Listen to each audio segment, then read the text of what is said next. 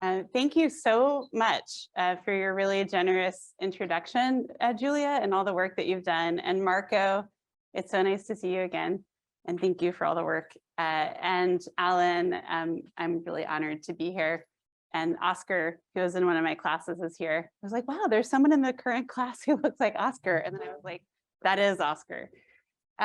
So this program is really special to me. I've always been really inspired by the work that people do in the program and by the sense of community here.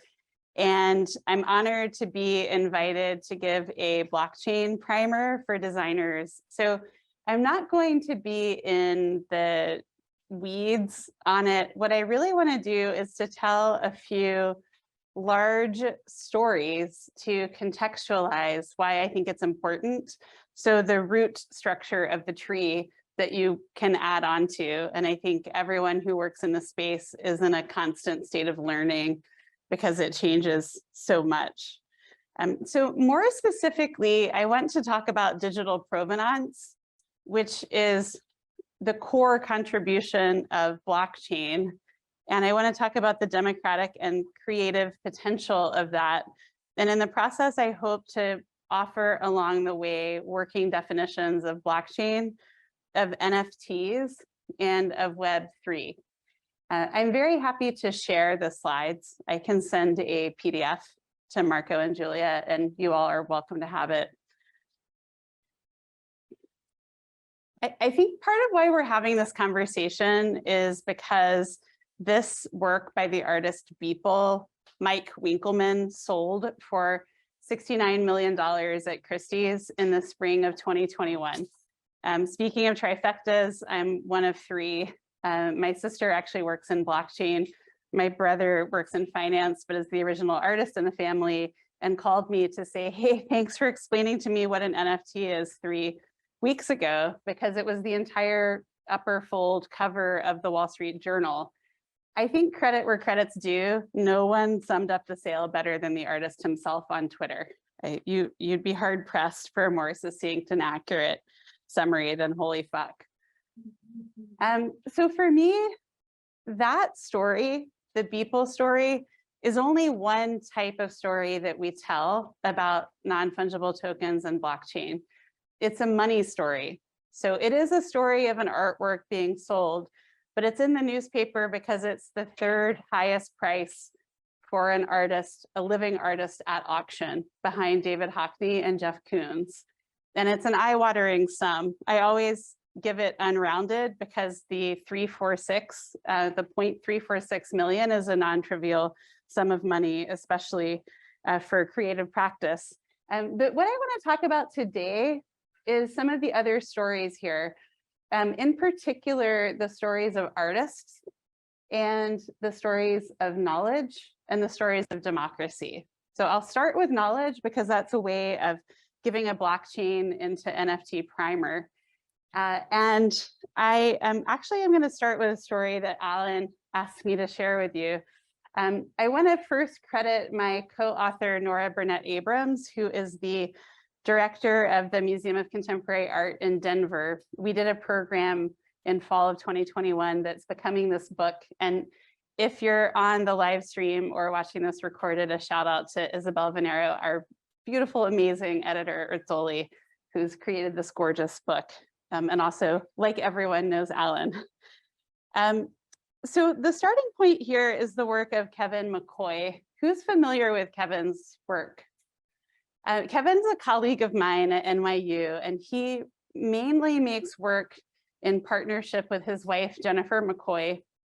But this particular piece is commonly understood to be the very first non-fungible token, and he made it by himself in this sort of unusual circumstance. He was invited to a program called 7 on 7 that's hosted by Rhizome and the New Museum, and they pair an artist and a technologist to make a project. So Kevin was paired with Anil Dash. This is the video link if you want to watch their demo.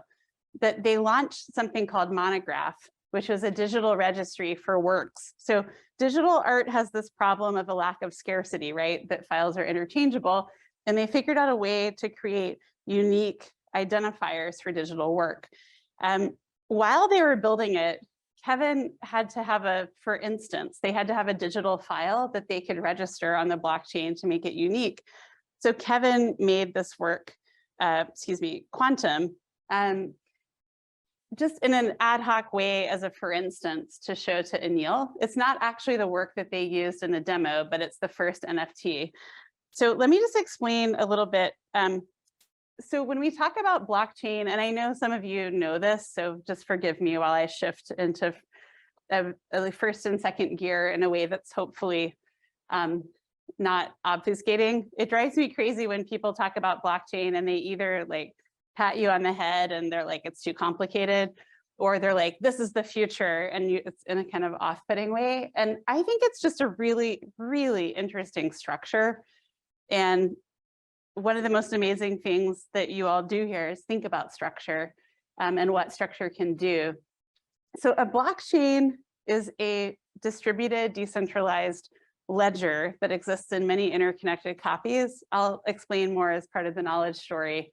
That blockchains are protocols. So at the time that Kevin was making this work, there was only the Bitcoin blockchain, which was launched in January of 2009. So in 2014, that's the only blockchain that existed. So we call this work a non-fungible token, but technically speaking, a non-fungible token, an NFT, is only a type of token standard on the Ethereum blockchain, which was founded in 2015. All of these circulated earlier. Satoshi circulated the Bitcoin white paper in 2008. Vitalik Buterin was working on Ethereum before 2015. But these are the protocols. These are the different types of decentralized ledgers. They tend to have different cryptocurrencies associated with them. And then there are these kind of applications or platforms on top of them. So you might mint an NFT on Foundation or Super Rare. You might buy or sell it in the primary market or resell in the secondary market on a shopping mall platform like OpenSea. Pick a Nunc is the original platform that was built on Tezos. It's now, I think, Object XYZ. And then Artery is more of like an artwork registry. And Feral File is part of my original introduction of blockchain in 2014 because it's related to the Bitmark blockchain. And I'll show you an example from Feral File. But Kevin, he only has Bitcoin as an option, and there's an offshoot of the Bitcoin blockchain called Namecoin. So you can register URLs as like unique digital identifiers, and that's what he does. Fast forward, the work is sold for $1.47 million at Sotheby's in June of 2021. I was at Kevin and Jennifer's home. They have an amazing dog named Roy, it's like stole the show, recording a video for the MCA Denver program. And Kevin got a book in the mail and he was really excited about the book. He originally studied philosophy, and his and Jennifer's work is about classification and things that exist in philosophy that they bring into visual language. So he said, people say, I just got $1.5 million, how amazing. And he's like, I'm going to send my children to college. But what I bought for myself is this book I'm super excited about. And there's this other book I really want to buy, but it's $330. And I was like, I think I just got a coupon from Princeton University Press. So I watched him buy a $167 book in his kitchen. And I just want to say the person who made the first ever NFT really, really wanted to own volume 8 of the collected works of Samuel Taylor Coleridge, which is the lectures. It is 1,192 pages. So I just want to say there's this kind of liberal arts heart and exploratory heart to blockchain and crypto and NFTs. It's kind of hard to keep in mind with how much it gets overshadowed by the money story. But so I'm going to start with knowledge, and then I'm going to go through artists, and then I'm going to end on democracy. So this is my kind of offering to you, which is what I think is the backstory of all of this.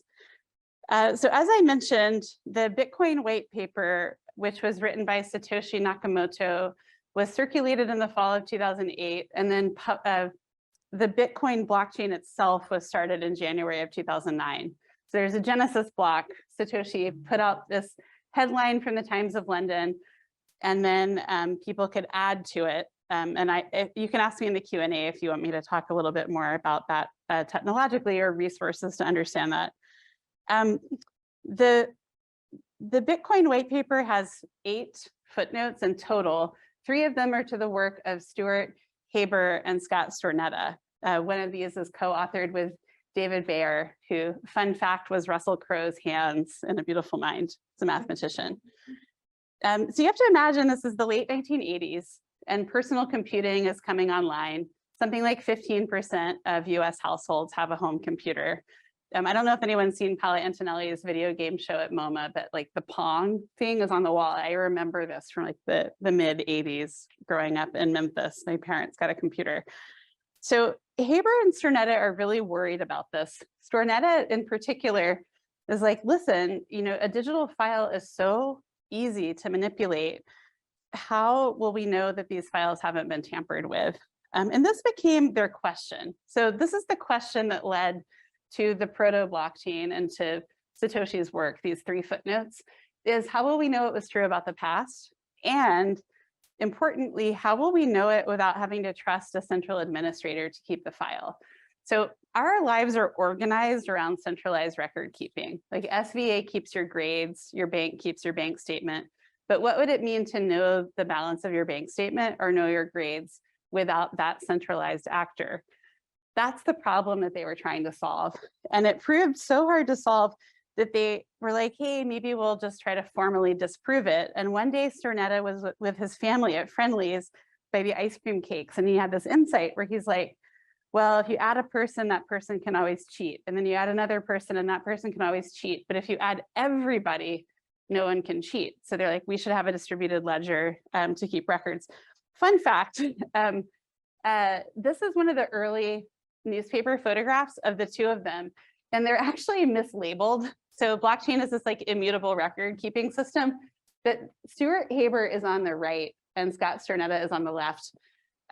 Also a fun fact, I wrote that incorrectly in part of our book, and Nora's like, is it just me, or like in the text of the book it was wrong? So fortunately my co-author saved me from a meta level joke on that. But so they have this, Stornetta has this moment of insight. He shares it with Haber the next day, and they start to work on it. Haber presents it at Crypto 1990 in California, and then they publish this paper, How to Timestamp a Digital Document, which explains kind of how you set up a distributed ledger. It's the core structure of blockchain. What Satoshi added to it was a cryptocurrency as an incentive to keep copies of the ledger. So for people to be kind of checking the different things that people post to the blockchain, and then solving cryptographic puzzles, which is proof of work as opposed to proof of stake. Solving these cryptographic puzzles, working just with brute computing force to verify the copy of the blockchain. Haber and Stornetta spun out, they were at Bellcore, one of the kind of slightly affiliated companies of Bell Labs. Based on the antitrust history of the phone company, it was the research lab for the local bells, the baby bells. They spun out a company called Surety, and they would register things like chemistry lab notebooks, you know, where it needs to be time stamped, you have a stitched binding. And they were really ahead of their time. They would post this alphanumeric code in the New York Times every Sunday, and they would also distribute it to people so that they could verify that nothing had been tampered with cryptographically. This is still published. You can find it in the paper edition of the Sunday Times. It's 30 years old, so I think it's the oldest blockchain in the world. So why is that important? Why is the knowledge story important? And here I'm going to draw on art a little bit to make a point. Blockchain fundamentally is a registry of information, any kind of information, and it's an immutable digital provenance record of that information. So provenance in the arts is the history of ownership of an object. You know, you made this in the studio, then so-and-so bought it, and then it was transferred to this person in this museum. blockchain allows you to have that if you have these on-chain transactions, and a lot follows from that. I do research on provenance, and I just want to say it's like this is what it looks like in the arts. It looks like these giant art history tomes, but it actually comes from stuff like this, like handwritten records of early sales, recipe card format records, and a lot of it you don't know if it's true or not. So this is a forged invoice. Can anyone guess why it's a forgery? How you know it's a forgery? I just want to say this is the head of the art crime unit of the FBI, Christopher McKeough. So big shout out on the photo credit. Any guesses? I wouldn't be able to get this if I hadn't seen him say it. Yeah, Oscar. Sorry? Code names. The surnames. Oh, well, that's a great point, but that's not the answer. Wait, which surname is spelled wrong? De Kooning. Oh, okay. I thought it was, well, that's not the answer, but I like the close reading. Anything else that comes to mind? Yeah.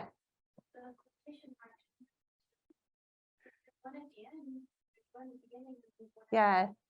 See, I'm going to invite everyone to copy edit my next project. But what's interesting is you see typographical errors in accurate invoices, so you're absolutely right. But that's also not the answer. Does anybody else want to guess or want me to tell you? Yeah. Is it like like when you stamp something as like, yes, this happened, and you would like what's it called? Like a notary? Yeah. It's not notarized. Yeah, that would be amazing if people had notarized these invoices. But the art world is unfortunately maddeningly informal that way. But these are all great ideas. Yeah, there and here and then.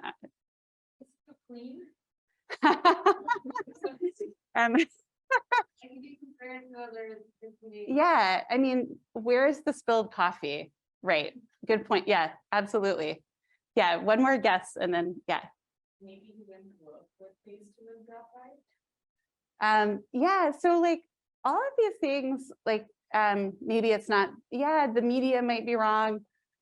There could be a lot of things where if we had the work, we might say it's not signed or the medium's different. But the answer in this case is everything is basically correct, although you pointed out all the things that are wrong. So fair point. That is the correct logo and that is the correct address. But the date is January of 1959.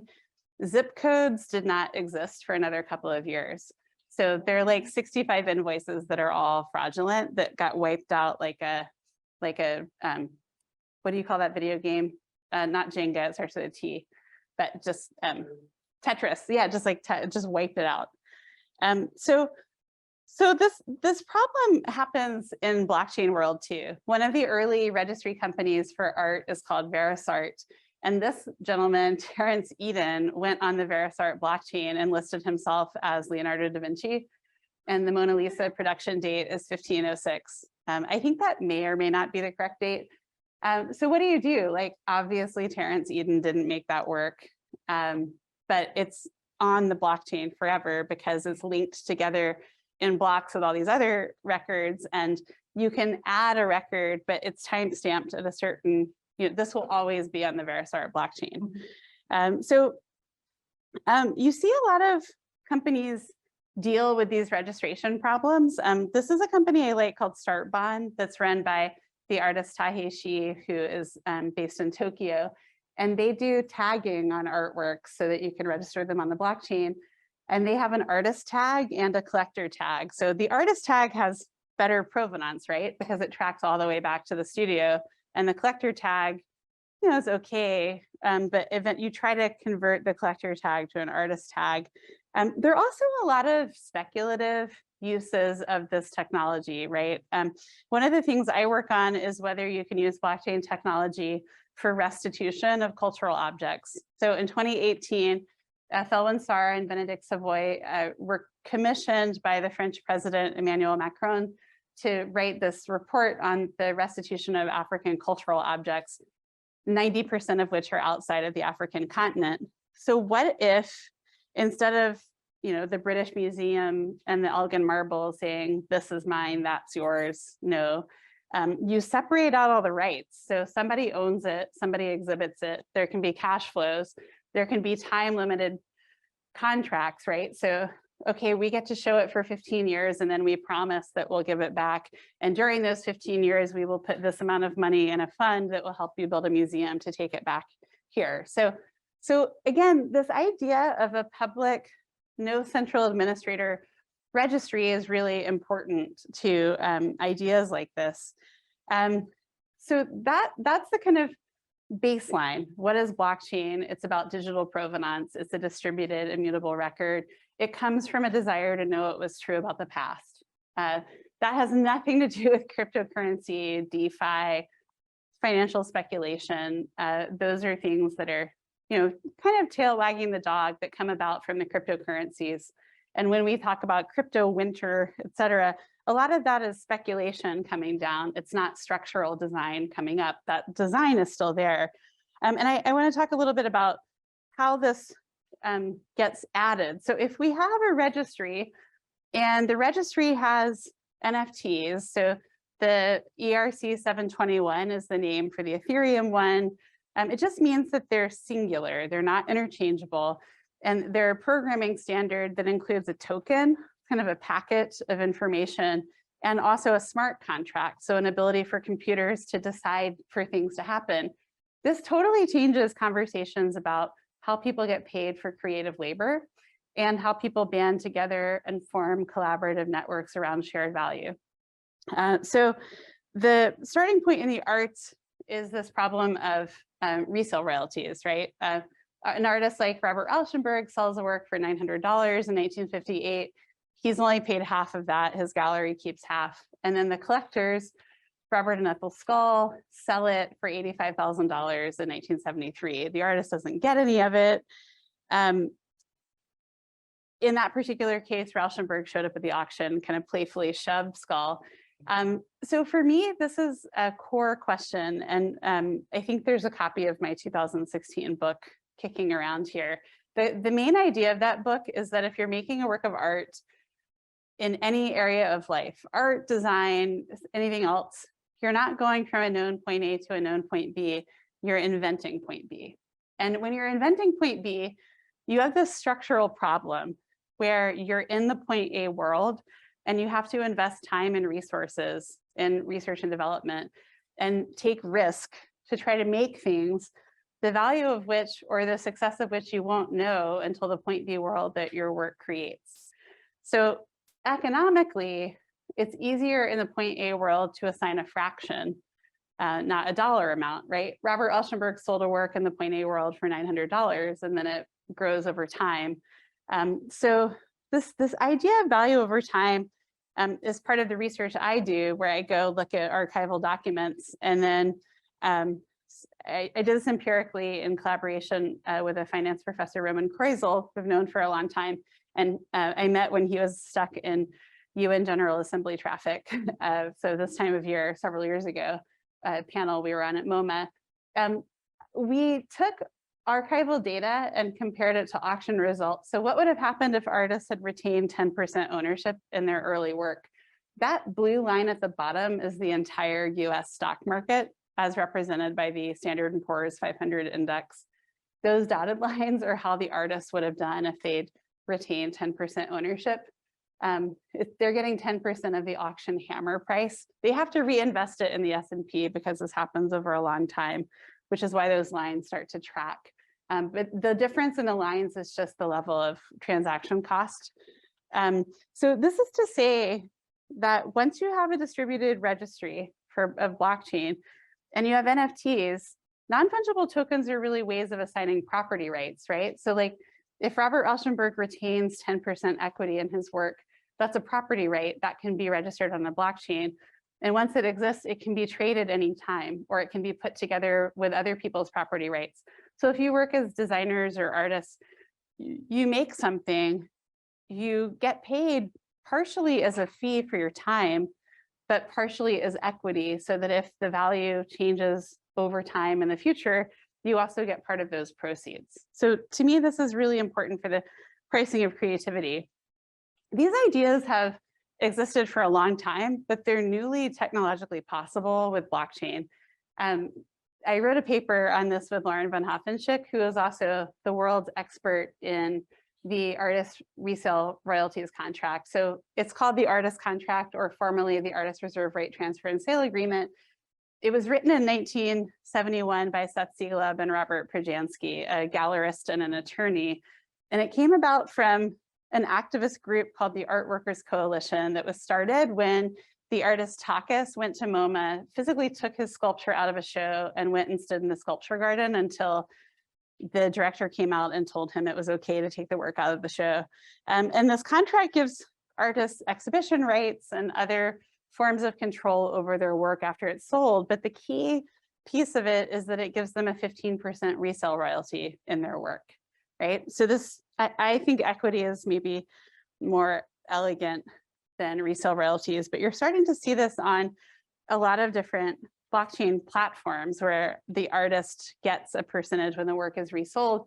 And again, this is really longstanding on the art side as well, not just the activist side. This is a work by the artist Saul LeWitt that's a wall drawing. LeWitt very famously said the idea becomes a machine that makes the art. So the instructions are the art, but also the artist issued certificates of authenticity. So this is basically an analog NFT. This is a container that goes around the work that gives it this kind of aura of ownership. And to me, this is really what NFTs are doing. They're allowing artists to kind of be in charge of saying what their work is, saying how their work is used. And there's so many examples of this, but it also creates these systems where artists can come up with new economic models. So I just have a couple of examples. I could talk for hours about this. So this is the platform Feral File that I mentioned before that is on the Bitmark blockchain. And I'm an advisor to Bitmark and have been for a long time. Feral File also listed the NFT sale of Rafiq Anadol that Paola Antonelli organized at the Museum of Modern Art. This is the very first show that Feral File ever did. It was curated by Casey Reese, the co-developer of the programming language processing.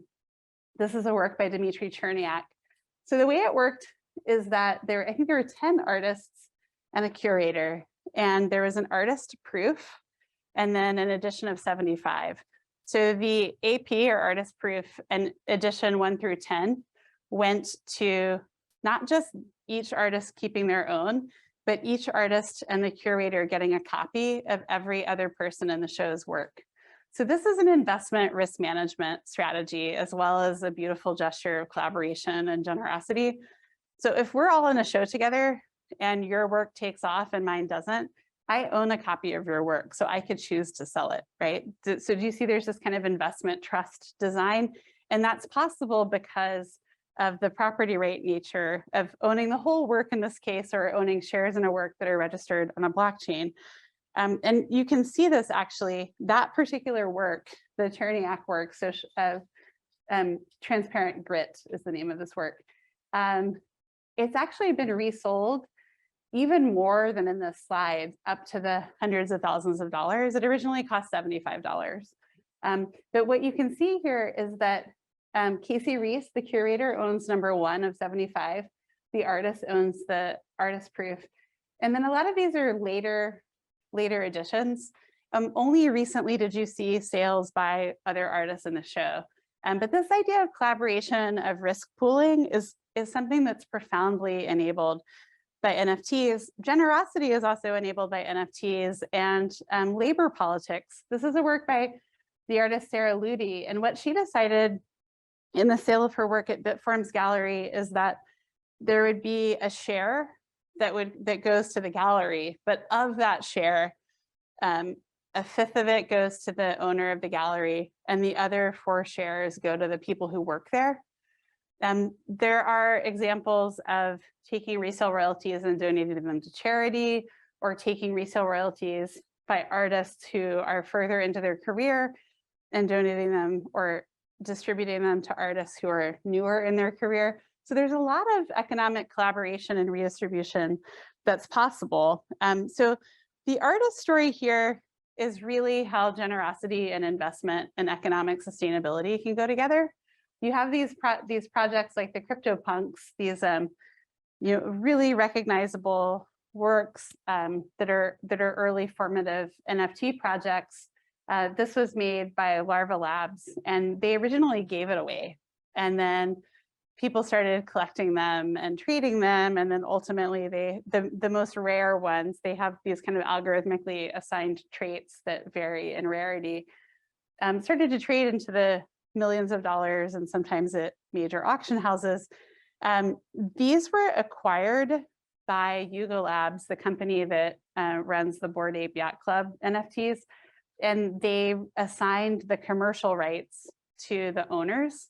So for example, when Nora and I were putting these in the Story of NFTs book, we did not write the artists to ask permission to reproduce them. We wrote a collector who owned a bunch of them. So the collectors own the copyright, which is highly unusual.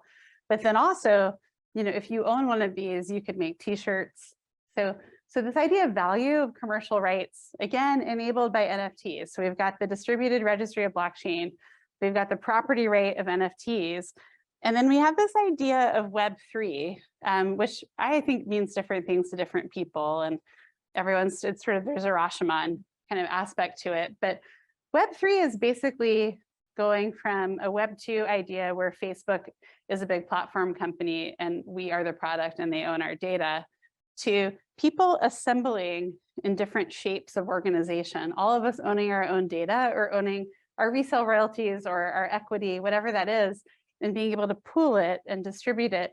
And what that essentially is a governance mechanism. So the details matter. If you're thinking of making NFTs, it's the first time I think it actually really matters to read the terms of service that nobody reads on their phone, or at least I don't, because the terms of service are telling you what the intellectual property is. So these are the terms of service for super rare. And if you look at the first line, it says, owning a super rare, it's a curated NFT platform that I like. It's different from owning a piece of physical art. And what are the rights that you have? You can show the work, but you are not the copyright holder. The artist is the copyright holder. So this is really different for different NFTs. And I think there's starting to be some really interesting academic work on this. I know some people who are working on it, but it's not yet published. But as an artist, what are the rights? What are you signing up for?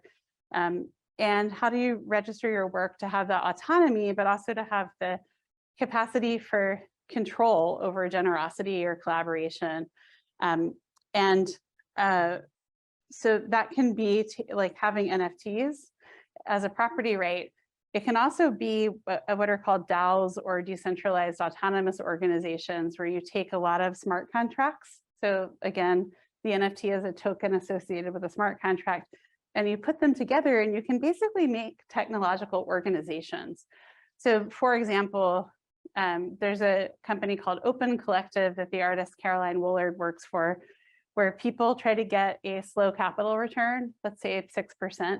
And so they put money in and they get a 6% return. And then anything above that is distributed as like lump sum grants to artists. So a lot of the work I'm starting to do right now is about how this connects to democracy, whether it's possible to do creative policy design using some of these lines of thinking, redistribution, reparations, ways of distributing equity instead of dollar amounts. So it's not like, here's $650 during COVID, you're welcome, that'll pay your rent for 3 months. The kind of Mrs. Bluth problem of like what things actually cost, what's a banana, $10, if anyone here watches Arrested Development. But so I mean democracy stories, both in that larger sense of government structured as democracies, I hope for a very long time. I'm less sure about that than I've ever been in my life. But also how we all come together in decision-making groups and what governance is for all of us. So I'll just run through like a couple of things. These will echo some of the themes I've already put forward about shared value. And then I'll conclude and ask for questions. Fundamentally, creative work is so often collaborative, and we have this idea of the one designer, the one artist, But this is not a new problem. This is an image from the Law article about Shepard Fairey's Hope poster. He was sued for using an underlying photograph in the poster he made for now President Obama, then Senator Obama's campaign. And this is a photograph that the artist Cezanne used for the bathers. So he, nothing went back to the photographer. You see this a lot in music, you see it, we're all kind of using other people's work. And I think that's okay. And I think increasingly you can distribute rights to everyone who's contributed value to a project. It's much easier to manage that technologically than it's ever been. Second, the reality of creative work in the arts or other fields is that it's a superstar economy. There tend to be really concentrated gains. So I think it's especially nice to have this idea of investment trusts and pooling resources, because those people, like this is from the paper Roman and I did on the fractional equity, but these are people who are making 110 or 120%. That's the superstar market. See how tiny that is? And then those are all the people who are making between -10 and +30%. The distribution of annual returns on investment for artworks. So I think this stuff really makes sense. I think creativity really benefits from this kind of portfolio thinking. And again, NFTs, blockchain, Web3 enable it.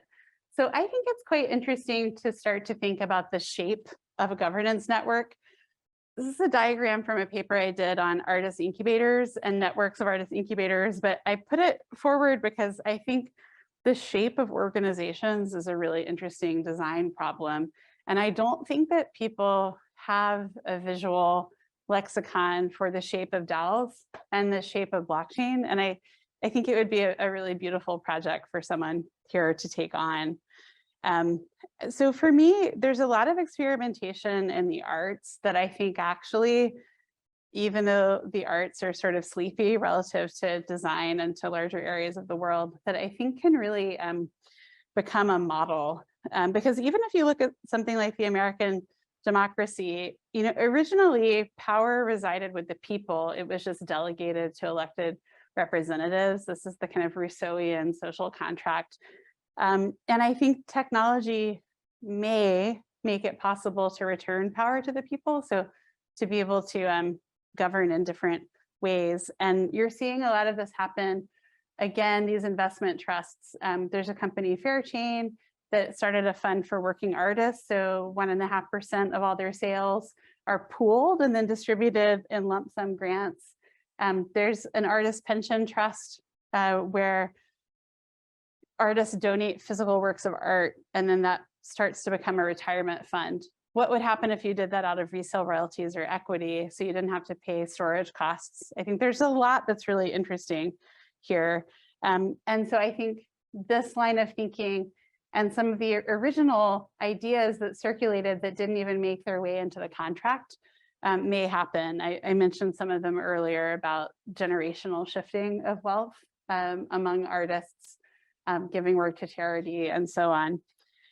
So I guess what I would leave you with is I hope that I've introduced the kind of basics of this knowledge story. How do we know it was true about the past without trusting a central administrator? Cryptocurrencies exist in relation to that. And there are all these centralized actors who are piling onto that, right? The JP Morgans of the world.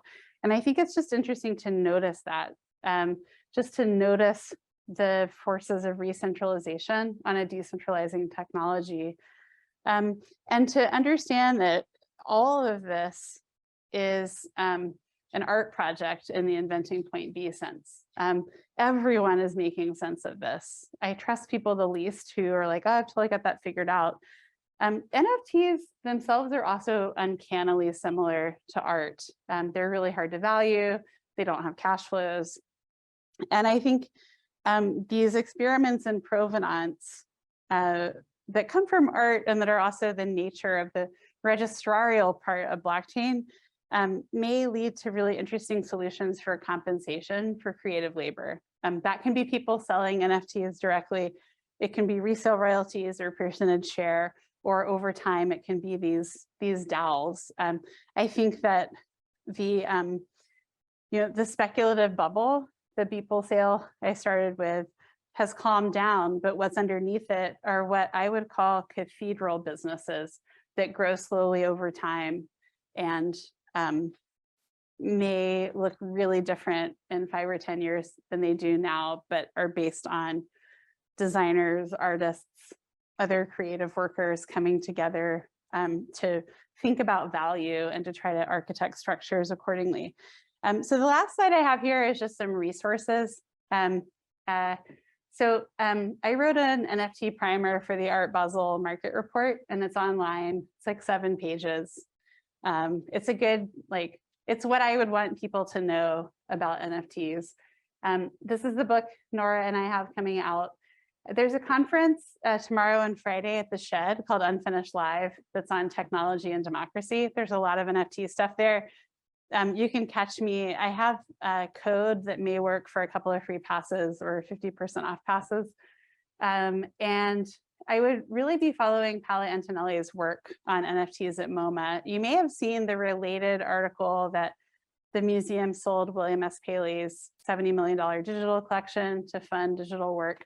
The Rafik Anadol sale, the proceeds of that, MoMA did not collect the work. I think they would have seen it as a conflict of interest to mint NFTs and collect the work, but it enabled them to endow collections care and a Web3 associate role. I learned so much on Twitter, and you may be following some of these people already. Tina Rivers Ryan is a curator at the Albright Knox, who particularly studies digital work and NFTs. Jason Bailey goes by Art Gnome. His stuff has gotten a little wackier over time, but he wrote some really foundational texts on NFTs and the arts. And he founded a company called Club NFT that's about permanent storage of NFTs. Elise Swopes is one of the original Instagram artists, and she makes really interesting NFTs and I think has a lot of good commentary. Iris Nevins started Black NFT, so some of the sort of racial equity conversations, I think her work is really interesting to follow. Dmitry Cherniak made Transparent Grit. He does a series called Ringers. His work is really financially successful, but I find him really interesting. And then I'm moderating a panel at Unfinished Live with the artists Sarah Friend, Simon Denny, and Mech. And they're all people I enjoy following on Twitter. There are 2 publications that focus a lot on Web3 and NFTs. That's Outland, I think it's outland.art, and Right Click Save, which is affiliated with Jason Bailey's company, but is edited by Alex Asotric, who's really interesting.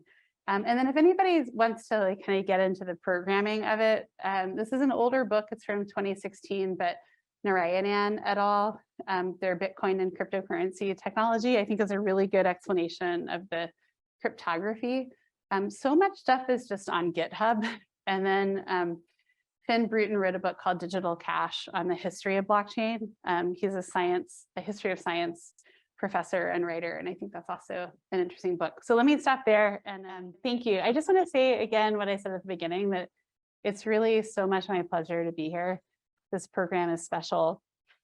I feel really lucky that Alan invited me to teach all those years ago, and I've always been inspired by the people and the work here, and I will be really excited to see your work in the world and chat with you over a lemonade. So thank you again for having me. I really appreciate it.